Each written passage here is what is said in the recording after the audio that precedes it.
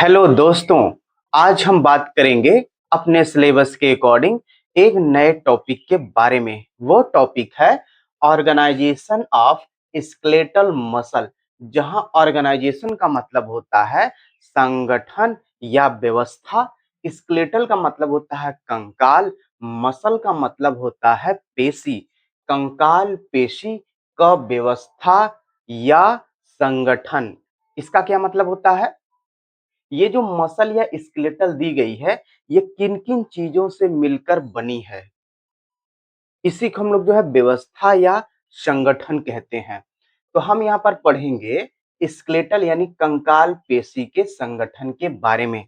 लेकिन आपको एक कंफ्यूजन से दूर कर दें, हम यहाँ सिर्फ मसल का ही व्यवस्था के बारे में बात करेंगे। यानी कि जो हमारी मसल है, मांसपेशी है, उसी की व्यवस्था यानी उसी के जो है संगठन के बारे में बात करेंगे, स्केलेटल के बारे में नहीं।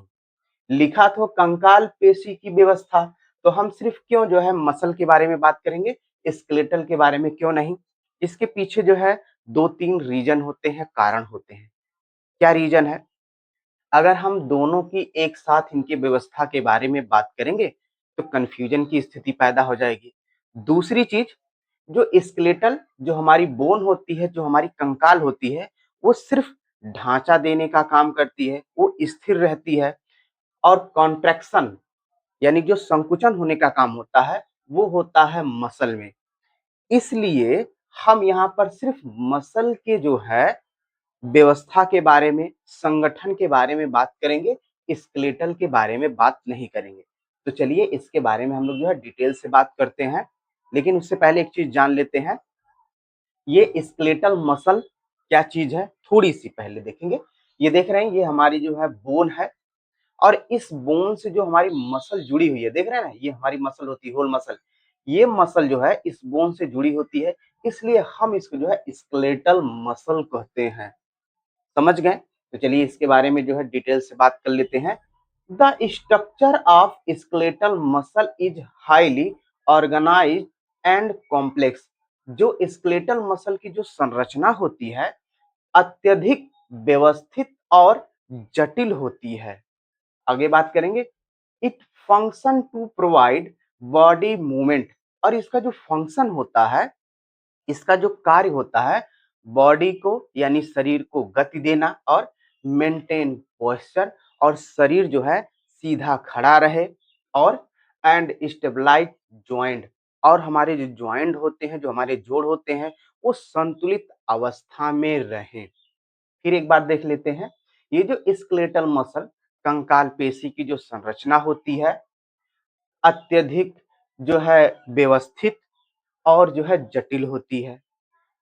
इसका जो मुख्य फंक्शन होता है, बॉडी को गति देना, शरीर को जो है सीधा खड़ा रखना, और जो ज्वाइंट होते हैं उनको संतुलित बना के रखना। आगे बात करेंगे, इफ व्यूड। इफ व्यूड का मतलब होता है देखना, यदि देखें। फ्रॉम द आउटसाइड इन, ये कह रहा है अगर हम इसको जो है बाहर से अंदर की तरफ अगर देखें, मतलब ये देख रहे हैं ना, ये बाहर है, बाहर से अगर हम अंदर की तरफ अगर देखें, तो क्या कह रहा है, it is divided into multiple layer. तो ये जो है मल्टीपल मतलब होता है बहु स्तरों में बटी होती है, एंड बंडल। ये कह रहा अगर हम इसको जो है बाहर से अंदर की तरफ अगर देखते हैं, तो ये बहु जो है लेयर स्तरों में जो बटी होती है, और बंडल में कैसे होती है, इसके बारे में भी बात कर लेंगे, देखेंगे। Detailed description of the organisation of skeletal muscle. हम जो है कंकाल पेशी का जो है विस्तार पूर्वक जो है इसका जो है डिस्क्रिप्शन करेंगे, वर्णन करेंगे। तो चलिए बात करते हैं कैसे। First, connective tissue. हम जानते हैं जो हमारी मसल होती है, मांसपेशी होती है, वो कनेक्टिव टिश्यू होती है। कनेक्टिव का मतलब होता है संयोजी, संयोजी का मतलब होता है एक वस्तु से दूसरी वस्तु को जोड़ना। कैसे? ये देख रहे हैं ना, हमारी ये जो होल मसल है, ये बोन से जुड़ रही है ना, इसलिए हम इसको कनेक्टिव टिश्यू कहते हैं। ये पूरी जो होल मसल है, हम इसको कनेक्टिव टिश्यू कहते हैं। तो चलिए इसके बारे में बात करते हैं। There are three main layer of connective tissue. जो कनेक्टिव टिश्यू होता है उसमें जो है 3 मुख्य लेयर होते हैं, देख रहे हैं ना? They are 3 main layer of connective tissue. जो कनेक्टिव टिश्यू होता है, जो संयोजी ऊतक होता है, उसमें 3 मुख्य लेयर होते हैं दैट जो प्रोवाइड मतलब होता है प्रदान करते हैं, प्रोटेक्शन सुरक्षा का, and support to the entire muscle. ये जो कनेक्टिव टिश्यू के जो लेयर होते हैं, 3 मुख्य लेयर होते हैं, वो प्रोटेक्शन सुरक्षा और सपोर्ट प्रदान करते हैं टू द इंटायर मसल। जो पूरी मसल होती है उनको सुरक्षा और सपोर्ट प्रदान करते हैं ये 3 लेयर। कौन होते हैं अभी बात करेंगे।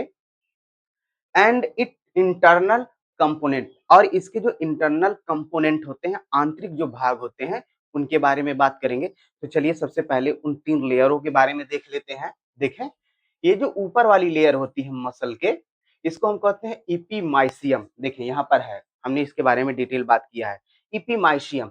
और इसके अंदर जो बंडल पाए जा रहे हैं, यानी कि ये जो हमारी होल मसल होती है, ये जो है मसल फाइबर से मिलकर बनी होती है। और ये मसल फाइबर जो है दूसरी लेयर बनाते हैं। देखिए यहाँ पर है पेरीमाइशियम। ये जो पेरीमाइशियम होता है मसल फाइबर के ऊपर, ये जो मसल फाइबर होते हैं, ये भी जो है मायोफाइब्रिल से मिलकर बने होते हैं। और ये जो मायोफाइब्रिल होते हैं, इनके ऊपर एक लेयर पाई जाती है जिसको हम कहते हैं इंडोमाइसियम। देख रहे हैं ना, ये कनेक्टिव टिश्यू जो होते हैं हमारे 3 लेयरों से बने होते हैं, इपी में इपीमाइसियम, पेरीमाइसियम और इंडोमाइसियम से। तो चलिए इनके बारे में जो है एक-एक करके बात करते हैं। ये क्या होते हैं, कहाँ पाए जाते हैं। This is the outer most and toughest layer. ये सबसे बाहरी लेयर होता है और टफेस्ट लेयर यानी कि बहुत ही मजबूत लेयर होती है। दैट जो कवर द इंटायर मसल, जो पूरे मसल को कवर करती है। इंटायर का मतलब होता है पूरा। कह रहा है कि that cover the entire muscle, जो पूरे मसल को कवर करती है। देख रहे हैं ना, पूरा मसल जो है, यानी इपीमाइसियम जो लेयर होती है वो पूरे मसल को जो है कवर करती है। देख रहे हैं यहां से। आगे बात करें, फ्रॉम द आउटसाइड, कहां से, बाहर से। It is composed of dense connective tissue. यह जो होता है, जो है डेंस, जो है कनेक्टिव टिश्यू से जो है कंपोज्ड होता है, बना होता है। कौन, ये जो ये आउटर लेयर जो होता है। आगे बात करेंगे नेक्स्ट लेयर के बारे में, जो कनेक्टिव टिश्यू है वो है पेरीमाइशियम। पेरीमाइशियम देखेंगे, इनसाइड द मसल, यानी मसल के अंदर multiple muscle fibre combine to form small bundle called fascicle। ये कह रहा है इनसाइड मसल, मसल के अंदर जो मल्टीपल मसल फाइबर होते हैं, मल्टीपल मसल फाइबर कंबाइन जब आपस में जुड़ते हैं, टू फॉर्म बनाते हैं स्मॉल बंडल। स्मॉल माने छोटे छोटे बंडल बनाते हैं। देख रहे हैं, ये देखें, जब जो है मल्टीपल जो है फाइबर आपस में मिलते हैं, तो ये जो है स्मॉल छोटे-छोटे बंडल बनाते हैं। अगर अगर हम किसी मसल को, मान लीजिए मसल अगर इसको बीच से काटेंगे, तो ऐसे ही आपको संरचना दिखाई देगी, ऐसे बंडल-बंडल। तो ये जो बंडल आप स्मॉल बंडल देख रहे हैं, हम इसको क्या कहते हैं, देखें, fascicle कहते हैं। देख रहे हैं, ये ये जो बंडल होते हैं, एक बंडल को मसल फाइबर कहते हैं। ये मसल के अंदर एक बंडल को हम लोग जो मसल फाइबर कहते हैं, लेकिन अगर ये बंडलों की संख्या इसमें ज्यादा होती ही है, होती होती भी है। तो देखें, ये मसल फाइबर की संख्या जब ज्यादा होती है तो हम इसको पूरी संरचना को जो है मसल फैसिकल कहते हैं। वही कह रहा है यहाँ पर, देखें कि स्मॉल बंडल, जो स्मॉल बंडल बने हैं कॉल्ड फैसिकल, हम इसको मसल फैसिकल कहते हैं। जब बंडलों की संख्या ज्यादा होती है, ज्यादा होती भी है, तो हम इस पूरी संरचना को जो है मसल जो है फैसिकल कहते हैं, और एक बंडल की संरचना को हम लोग जो है मसल फाइबर कहते हैं। इस बात को हमेशा याद रखिएगा। The layer surrounding each fascicle, ये जो लेयर होती है वो कह रहा कि the layer surrounding each fascicle, ये जो लेयर होती है पेरीमाइसियम, वो ईच प्रत्येक जो है फैसिकल के चारों ओर पाई जाती है। इज कॉल्ड द पेरीमाइसियम, हम इसको जो है पेरीमाइसियम कहते हैं। यानी ये पेरीमाइसियम जो होता है प्रत्येक फेसिकल के चारों ओर पाई जाती है, इसलिए हम इसको जो है पेरीमाइसियम कहते हैं। तो चलिए, ये तो सेकंड लेयर के बारे में बात हो गई, जो कनेक्टिव टिश्यू है, जो हमारी होल जो मसल होती है। नेक्स्ट लेयर है इंडोमाइसियम, देख लेंगे इसमें। This is the inner most and finished layer. ये जो है अंदर की लेयर होती है और लास्ट लेयर होती है। फिनिश्ड का मतलब होता है आखिरी, यानी कि ये अंदर की और लास्ट लेयर होती है, दैट जो cover each individual muscle fibre, जो है जो व्यक्तिगत जो मसल फाइबर होते हैं। देखिए मैंने बताया ना, यहाँ पर देख रहे हैं ये मसल फाइबर होते हैं। इस मसल फाइबर के अंदर जो होता है, जो है मायोफाइब्रिल पाए जाते हैं। वही कह रहा है कि कवर इंडिविजुअल मसल फाइबर, ये जो इंडोमाइसियम होता है वो व्यक्तिगत जो है मसल फाइबर को जो है कवर करते हैं, प्रेजेंट इनसाइड द फेसिकल, जो फेसिकल के अंदर प्रेजेंट होते हैं। तो चलिए इनके बारे में एक बार जो है डायग्राम के थ्रू समझ लेते हैं। अभी तो थ्योरी के द्वारा समझे हैं। ये देखिए, ये होती है हमारी होल मसल, जिसको हम लोग जो कनेक्टिव टिश्यू कहते हैं। ये कनेक्टिव टिश्यू जो होता है वो मसल फाइबर से मिलकर बना होता है। देख रहे हैं ना, ये मसल फाइबर हमारे होते हैं जो देख रहे हैं। अगर ये पूरी अगर हम संरचना की बात करें मसल फाइबर को, तब हम इसको जो है मसल फैसिकल कहते हैं। अब बात करेंगे, ये जो मसल फाइबर होता है ये भी बना होता है मायोफाइब्रिल से। समझ रहे हैं ना, ये देख रहे हैं, ये छोटी संरचना इसके अंदर होती है, ये मायोफाइब्रिल से बना होता है। इसी मायोफाइब्रिल की ये यहाँ पर हमने स्ट्रक्चर बनाया है। इसी मायोफाइब्रिल के अंदर जो होता है कॉन्ट्रैक्शन होता है, तभी हम जो है गति कर पाते हैं। हम इसके फिजियोलॉजी के बारे में बाद में बात करेंगे, नेक्स्ट इसी जो है टॉपिक के बाद है दी गई है। लेकिन अभी हम सिर्फ इसके जो है संगठन के बारे में बात करेंगे, ये कैसे बनी हुई है। तो देखेंगे, ये जो होल मसल होता है इसके ऊपर, ये होल मसल जिस लेयर से घिरी होती है हम इसको इपिमाइसियम कहते हैं, और इसके अंदर एक लेयर पाई जाती है, उसको हम कहते हैं पेरीमाइसियम। यानी ये मसल फाइबर जो होते हैं जिस लेयर से घिरे होते हैं हम उसको कहते हैं पेरीमाइसियम, और ये कनेक्टिव टिश्यू का दूसरा लेयर होता है। ये जो मसल फाइबर होते हैं ये किससे बने होते हैं? ये बने होते हैं मायोफाइब्रिल से। ये जो मायोफाइब्रिल होता है ये ये तीसरी लेयर होती है हमारे कनेक्टिव टिश्यू का, जो इंडोमाइसियम लेयर से जो है घिरी होती है हमारी, कौन? मायोफाइब्रिल। ये बात हो गई। अब हम बात करेंगे टेंडान्स के बारे में। ये टेंडान क्या चीज होता है इसके बारे में बात कर लेते हैं। देखेंगे यहाँ पर जो है tendon at the end of the muscle, जो मसल का एंड होता है, ये देख रहे हैं, अगर ये होल मसल है तो इसका जो एंड होता है, दीज थ्री लेयर इपिमाइसियम, मतलब जो मसल का जो एंड होता है, दीज थ्री लेयर, और इसके जो तीन लेयर होते हैं इपिमाइसियम, पेरीमाइसियम और इंडोमाइसियम, ब्लेंड, ब्लेंड का मतलब होता है मिलना। यानी ये तीनों लेयर जब आपस में मिलते हैं टूगेदर, मतलब जब ये तीनों लेयर आपस में एक साथ मिलते हैं to form a strong rope like structure, तब वहां जो है एक मजबूत धागे नुमा संरचना बनाते हैं, कार्ड टेंडान, जिसको हम लोग जो है टेंडान कहते हैं। आगे बात करेंगे, दिस टेंडान एंकर, माने ये जो टेंडान होता है एंकर, ये एंकर का कोई शाब्दिक अर्थ नहीं होता है। ये एंकर वर्ड जो होता है इस टेंडान को रिप्रेजेंट करता है। इसका मतलब होता है कि एक लंगर, मतलब एक ऐसी संरचना जो किसी चीज को होल्ड करके रखती है। किसको होल्ड करके रखेगी? बोन को ना भाई, क्योंकि ये टेंडन किसको पकड़ के रखा है? बोन को। इसी बोन को वो होल्ड करके रखती है मजबूती से। जब इसमें कॉन्ट्रैक्शन होता है मसल के अंदर, तभी इस ये जो बोन आप देख रहे हैं इसमें जो है मूवमेंट होता है। यानी ये जो बोन है वो लीवर की तरह काम करती है। जब ये मसल कॉन्ट्रैक्ट करेगी, संकुचित होगी, तभी इसमें ये अपने आगे की तरफ खींचेगी, तभी हम जो है मूवमेंट कर पाएंगे, गति कर पाएंगे। समझ गए ना? तो ये कह रहा है कि दिस टेंडान एंकर, ये जो टेंडान एंकर होता है, ये जो एक मजबूत जो संरचना होती है, the muscle to the bone, जो मसल, जो बोन को जो है मसल से जोड़ कर रखती है, या कह सकते हैं जो मसल जो है बोन को जोड़ कर रख सकती है। यानी मसल की जो ये टेंडान वाली संरचना होती है वो बोन को जो है जोड़ कर रखती है, पकड़ कर रखती है। ये तो बात हो गई थोड़ी सी जो है जो हमारी होल मसल है जिसको हम कनेक्टिव टिश्यू कहते हैं, उसके बारे में, उसके लेयरों के बारे में, उसमें क्या-क्या चीजें पाई जाती हैं, वो किन-किन चीजों से मिलकर बनी होती है। जो एक हमारा जो मसल होता है वो जो है मसल फाइबर और जो है मायोफाइब्रिल से मिलकर बना होता है। समझ गए ना? ये तो बात हो गई इनके बारे में थोड़ी-सी, अभी आप जो है बने रहिएगा वीडियो में।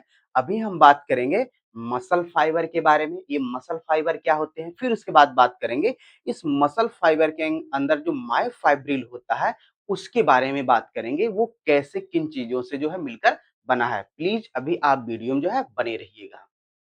तो चलिए बात कर लेते हैं मसल फाइबर और सेल के बारे में। हम बात करेंगे इस संरचना के बारे में, ये मसल फाइबर के संरचना के बारे में। इससे पहले हमने जो है इस संरचना के बारे में जो है बात कर लिया है। अब बात करेंगे जो है मसल फाइबर के बारे में। तो चलिए देखते हैं मसल फाइबर क्या है। The cell of a skeletal muscle is called a muscle fibre. Muscle यानी स्केलेटल मसल की जो सेल होती है, हम उसको जो है मसल फाइबर कहते हैं। आगे बात करेंगे इसमें, it is quite different from normal cell. ये जो सेल होती है, ये जो मसल फाइबर जो सेल होती है, ये हमारे शरीर के नॉर्मल सेल से जो है काफी अंतर होता है। यानी इनके बीच और इनके बीच, यानी कि जो ये मसल फाइबर और नॉर्मल सेल होती है, इन दोनों के बीच काफी अंतर होता है। आगे बात करेंगे, it is long and cylindrical. ये लंबी और बेलनाकार होती हैं। ये देखें, लंबी और बेलनाकार होती हैं। आगे बात करेंगे, इट कंटेन मल्टीपल न्यूक्ली। इनके अंदर जो होता है बहुकोशिकीय केंद्रक पाया जाता है। ये देखें, कई इसमें जो है केंद्रक पाए जाते हैं, इसलिए हम इसको जो है मल्टीपल न्यूक्ली कहते हैं। आगे बात करेंगे, that are located at periphery of cell. ये जो होती हैं, ये जो केंद्रक होती हैं, ये सेल के परिध पर स्थित होते हैं। ये तो बात हो गई थोड़ी सी मसल फाइबर के बारे में। तो चलिए देखते हैं इसमें और भी क्या क्या चीजें जो है पाई जाती हैं। बात करेंगे, फर्स्ट है सार्कोलेमा। ये जो मसल फाइबर होता है, इसके ऊपर एक झिल्ली होती है जिसको हम लोग जो है सार्कोलेमा कहते हैं। बात करेंगे, the plasma membrane of muscle fibre. जो मसल फाइबर की जो प्लाज्मा मेम्ब्रेन होती है, इज कॉल्ड सार्कोलेमा। हम इसको जो है सार्कोलेमा कहते हैं। नेक्स्ट, सार्कोप्लाज्म के बारे में बात करेंगे। ये देखिए, इसके अंदर होता है सार्कोप्लाज्म। देखेंगे, the cytoplasm of muscle fibre. जो मसल फाइबर की जो साइटोप्लाज्म होता है, कोशिका द्रव होता है, इज कॉल्ड सार्कोप्लाज्म। हम उसको जो है सार्कोप्लाज्म कहते हैं। विच जो contain is abundant amount of glycogen and myoglobin. जो इसके अंदर जो होता है ग्लाइकोजन और मायोग्लोबिन जो है प्रोटीन्स पाए जाती हैं। ये क्या काम करती हैं? This is an oxygen storing protein. ये जो होती हैं ऑक्सीजन को स्टोर करने वाली प्रोटीन होती हैं। यानी कि ये तो बात हो गई मसल फाइबर और सेल के बारे में। अब हम बात करेंगे मायोफाइब्रिल के बारे में, यानी कि संरचना के बारे में। ये जो मसल फाइबर आप देख रहे हैं, ये मसल फाइबर जो होता है मायोफाइब्रिल से जो है मिलकर बना होता है। तो इसके अंदर की संरचना के बारे में हम लोग जो है बात करेंगे, यानी कि इस संरचना के बारे में। तो चलिए देखते हैं मायोफाइब्रिल के बारे में। इनसाइड इज मसल फाइबर, यानी कि जो प्रत्येक मसल फाइबर के अंदर लिख रहा है ना कि इनसाइड इज मसल फाइबर, यानी कि प्रत्येक मसल फाइबर के अंदर there are countless thread like structure running parallel to each other. यानी कि कह रहा है कि जो प्रत्येक मसल फाइबर होता है, इसके अंदर जो होता है देयर आर काउंटलेस थ्रेड। इसके अंदर जो है धागे नुमा संरचना होती है जिसकी गिनती नहीं कर सकते हैं। मतलब इतनी संख्या में होती है। देखिए यहाँ पर लिखा है ना काउंटलेस, मतलब ऐसी संख्या जिसको हम गिन ना सके। यानी कि ये थ्रेड लाइक संरचना होती है जिसको हम गिन नहीं पाते हैं।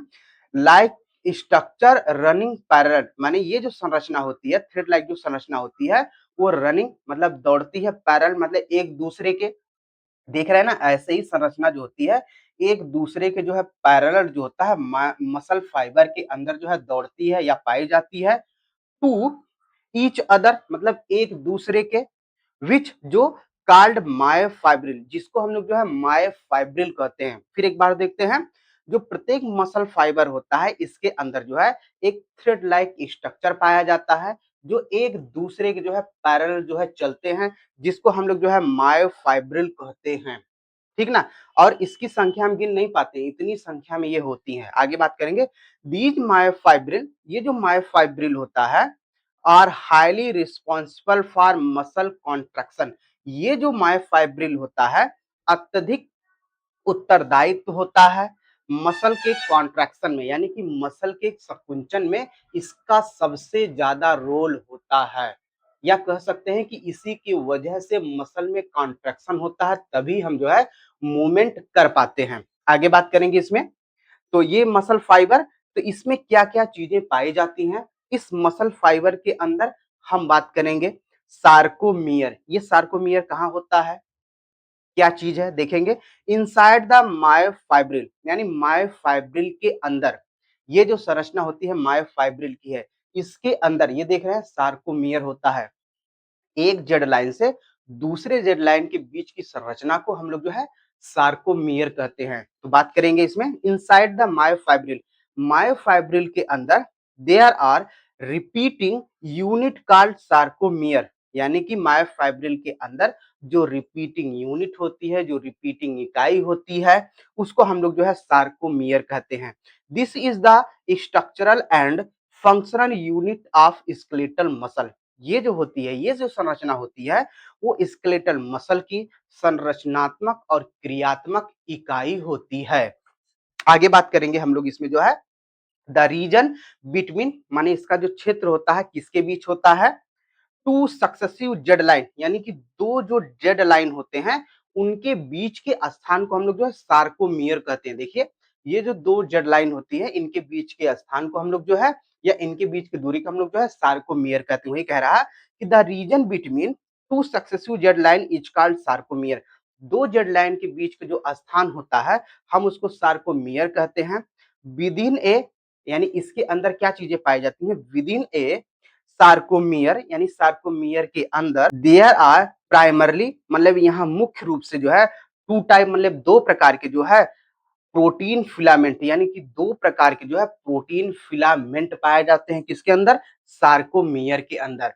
तो वो कौन से दो प्रकार के प्रोटीन फिलामेंट पाए जाते हैं, इनके बारे में हम लोग जो है अभी बात करेंगे। प्लीज आप वीडियो में बने रहिएगा। तो चलिए बात कर लेते हैं सार्कोमियर के दो फिलामेंट प्रोटीन के बारे में। तो बात करेंगे वो कौन से सार्कोमियर के दो फिलामेंट प्रोटीन होते हैं। जो फर्स्ट होता है वो है थिक फिलामेंट। ये जो थिक फिलामेंट होता है वो मायोसिन प्रोटीन से मिलकर बना होता है। तो इसके बारे में बात करते हैं। These are mainly composed of myosin protein.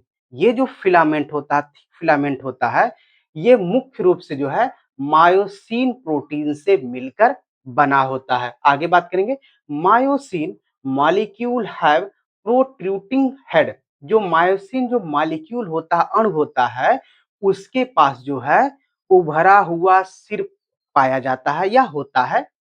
प्रोट्रूटिंग का मतलब होता है उभरा हुआ, हेड का मतलब होता है सिर। वही कह रहा है कि जो मायोसिन जो मॉलिक्यूल होता है उसके पास उभरा हुआ सिर पाया जाता है।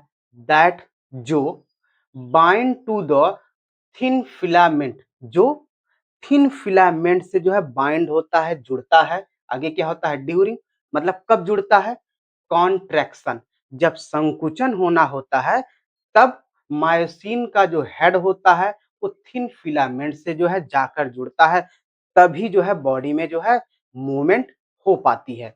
तो चलिए इसके दूसरे जो है फिलामेंट के बारे में बात करते हैं, दूसरे प्रोटीन्स के बारे में बात करते हैं। वो है थिन फिलामेंट। ये थिन फिलामेंट जो होता है वो एक्टिन प्रोटीन से मिलकर बना होता है। बात करेंगे इसमें, these are mainly composed of actin protein. ये जो थिन फिलामेंट होता है यह मुख्य रूप से एक्टिन प्रोटीन से मिलकर बना होता है। इन एडिशन टू एक्टिन, ये कह रहा है कि एक्टिन प्रोटीन में और क्या क्या जुड़ता है। बात करेंगे they contain two other regulatory protein. इसके अंतर्गत जो होता है दो अदर, मतलब दो और भी जो है रेगुलेटरी प्रोटीन जो है जुड़ी होती हैं या इनके भाग होते हैं। कौन होते हैं, ट्रोपोमाइसिन एंड ट्रोपोनिन। ये दो और जो है रेगुलेटरी प्रोटीन होते हैं जो एक्टिन प्रोटीन से या थिन फिलामेंट से जो है जुड़े होते हैं। आगे बात करेंगे विच, जो कवर द मायोसिन बाइंडिंग, जो मायोसिन बाइंडिंग को कवर करते हैं। साइट, मतलब मायोसिन साइट के जो बाइंडिंग होता है उसको जो है ये दोनों प्रोटीन कवर करते हैं। व्हेन, जब the muscle is at rest, यानी कब, जब मसल जो होती है रेस्ट में होती है, आराम की स्थिति में होती है, तब ये दोनों प्रोटीन मायोसिन को जो है के बाइंडिंग को जो है कवर करते हैं। तो चलिए इनके बारे में, इनकी स्थिति के बारे में देख लेते हैं डायाग्राम के थ्रू। चलिए बात करते हैं। ये होता है हमारा सार्कोमियर। सार्कोमियर, ये जेड लाइन आप देख रहे हैं और ये जेड लाइन जो आप देख रहे हैं मायोफाइब्रिल, इनके बीच की दूरी को हम लोग जो है सार्कोमियर कहते हैं। इस सार्कोमियर के अंतर्गत जो होता है थिन फिलामेंट आते हैं जो एक्टिन प्रोटीन के बने होते हैं, और ये जो है थिक फिलामेंट आती है, ये देख रहे हैं संरचना, ये जो है मायोसिन प्रोटीन के बने होते हैं। यही दोनों प्रोटीन जब आपस में जुड़ती हैं तभी बॉडी में जो है कॉन्ट्रैक्शन होता है या मूवमेंट होता है। ये दोनों प्रोटीन सार्कोमियर के अंतर्गत आती हैं, इसलिए हम सार्कोमियर को जो है structural and functional unit of skeletal muscle कहते हैं। समझ गए क्यों कहते हैं? क्योंकि इसके अंतर्गत ऐसी दो प्रोटीन आती हैं, जब आपस में जुड़ती हैं तभी बॉडी में जो है मूवमेंट होता है, और इसलिए हम इसको सार्कोमियर को जो है structural and functional unit of skeletal muscle कहते हैं। अब आप समझ गए होंगे इस बात को। तो चलिए अगले जो है इसके ऑर्गेनाइजेशंस के बारे में बात करते हैं, वो है band and zone of sarcomere. Last है, यानी कि band and zone of sarcomere. Sarcomere के अंदर बैंड और जोन आते हैं, इनके बारे में बात करते हैं। यही सबसे महत्वपूर्ण होते हैं इसके अंतर्गत, ये प्रोटीन और ये जोन और ये बैंड। तो चलिए देख लेते हैं। देखिए हम यहाँ पर इनके बारे में सिर्फ पढ़ेंगे, ये कैसे काम करते हैं अगले नेक्स्ट जो है टॉपिक में दी गई है फिजियोलॉजी ऑफ मसल कॉन्ट्रैक्शन, तब हम आपको और बेहतर तरीके से पढ़ाएंगे। अभी आप सिर्फ इनके बारे में जानिए। एक साथ कई चीजों को नहीं पढ़ाया जा सकता, क्यों? क्योंकि बच्चा जो है कंफ्यूज हो जाएगा। तो चलिए अभी इनके बारे में, इनके ऑर्गेनाइजेशन के बारे में पढ़ते हैं, ये कैसे कैसे जो है बने हैं देखेंगे। इसमें ए बैंड, ये बैंड कहाँ होता है? ये बैंड देख लीजिए, यहाँ पर होता है, ये देख रहे हैं यहाँ पर देखेंगे।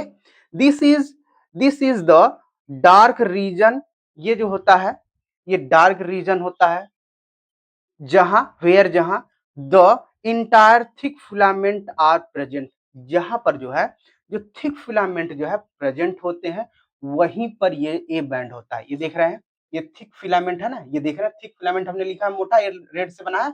ये जो थिक फिलामेंट जहां प्रेजेंट होते हैं वहीं पर ए बैंड जो है पाए जाते हैं।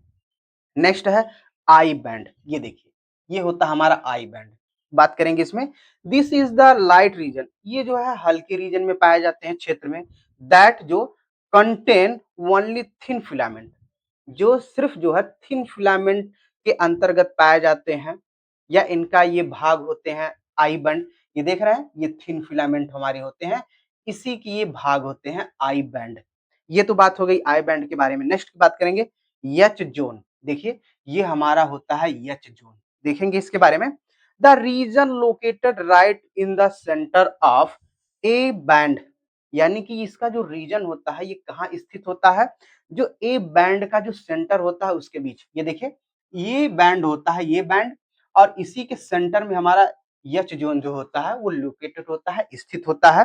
वही बात कर रहा है, देखिए the region located right in the centre of A band, और इसका जो एच जोन का जो रीजन होता है, जो क्षेत्र होता है, वो जो है ए बैंड के सेंटर में होता है, वेयर जहां केवल ओनली केवल थिक फिलामेंट आर प्रेजेंट, जहां केवल जो है थिक फिलामेंट ही प्रेजेंट होते हैं। ये देखिए थिक फिलामेंट होते हैं, जो हमने रेड से बनाया वो थिक फिलामेंट को रिप्रेजेंट करते हैं।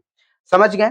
अब हम बात करते हैं यम लाइन के बारे में। ये देखिए यम लाइन, ये देखिए हमने एक छोटी सी संरचना ही बनाया है, किसका? मायोफाइब्रिल का। ये और बहुत बड़ी होती है, देखेंगे यम लाइन, ये thin line located exactly in the middle of the H zone. ये जो थिन लाइन होती है, पतली सी लाइन होती है, ये लोकेटेड कहाँ स्थित होती है? एग्जैक्टली मतलब होता है एकदम सही, in the middle of the H zone, जो एच जोन का जो मिडिल होता है एकदम ठीक मिडिल में उसके जो है स्थित होती है यम लाइन। ये देखिए यम लाइन ही होती है ये देख, मैं ऐसा क्यों कहा? क्योंकि मैंने एक छोटा सा ही भाग बनाया मायोफाइब्रिल का, ये बड़ी सी होती है, तो इसके बाद भी तो जो क्षेत्र आएंगे तो ये बेस में पड़ेगा, यानी कि यम लाइन जो होता है ठीक जो होता है जेड जोन के जो है बीच में पाया जाता है। जेड जोन देख रहे हैं ना, तो जेड जोन के जो है एकदम मिडिल में पाया जाता है, दैट जो hold the thick filament together. और जो थिक फिलामेंट होते हैं यानी कि अ, ये थिक फिलामेंट जो माइसिन के बने होते हैं उनको होल्ड करने का काम करता है एक दूसरे से।